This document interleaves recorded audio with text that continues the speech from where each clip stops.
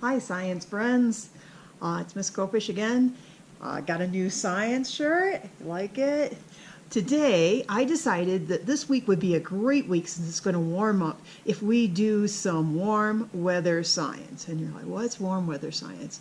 Well, if it's going to be warm, we want to be chill, right? So we're going to study some crystal formations. We're going to actually make some crystals and eat them.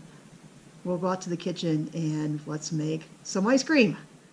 As always, make sure you get your parents' permission before starting any of these. You're going to need 2 quart-sized bags and 1 gallon-sized bag. You want them to be nice and zipped up so that they will hold everything in. So the first ingredient is you're going to need half a cup of milk. It doesn't have to be skim. And you're going to need half a cup of either whipping cream or half and half. You could even use evaporated milk. Don't do sweetened condensed. And what's a half plus a half? So think if you have half a pizza and you have another half a pizza, you make a whole pizza or 1 pizza. So we need 1 cup. So I've measured that out already. We're at 1 cup. Remember, you get down at eye level.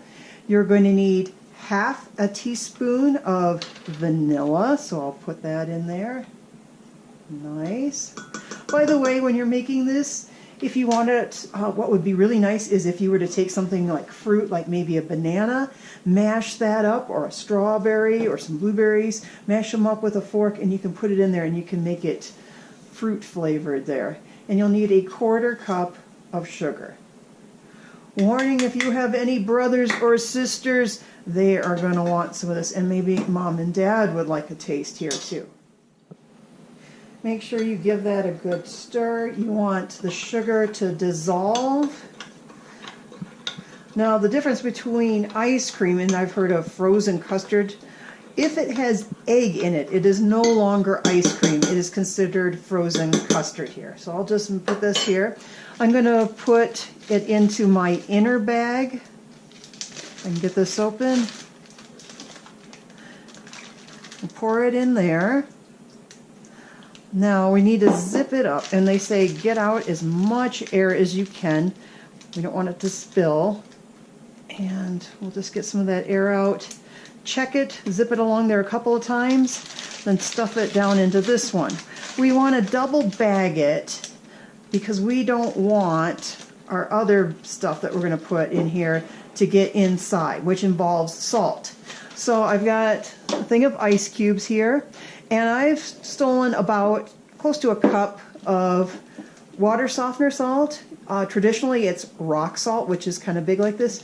Or if you have regular table salt, you can use that. It will work. So I'm going to put my ice cubes in here.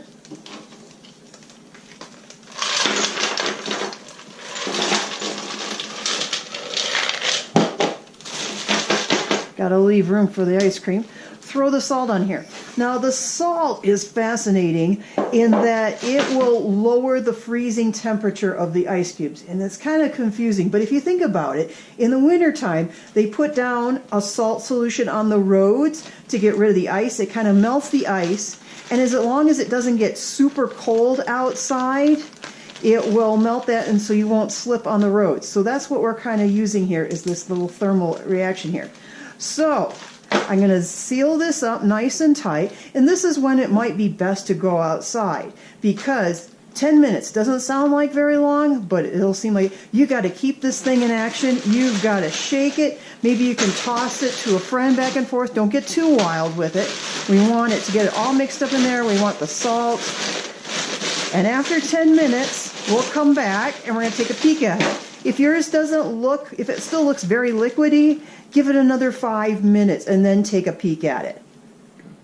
If your hands get too cold with this, you can also use a towel to kind of handle it so you don't freeze your fingers. This is why it's good to do this on a nice hot day. It'll help cool you down.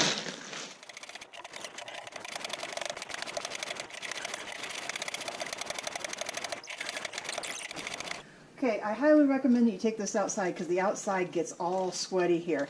Take it to the sink when you're done. By the way, chuck it full of ice. I found I needed a lot more ice, and to make it freeze I added another like cup of salt. So if you get impatient, that's a good thing to do.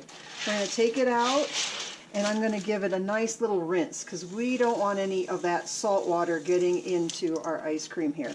Then you can get into the second bag, and that's where the ice cream is. This is going to be quite a bit like soft serve here.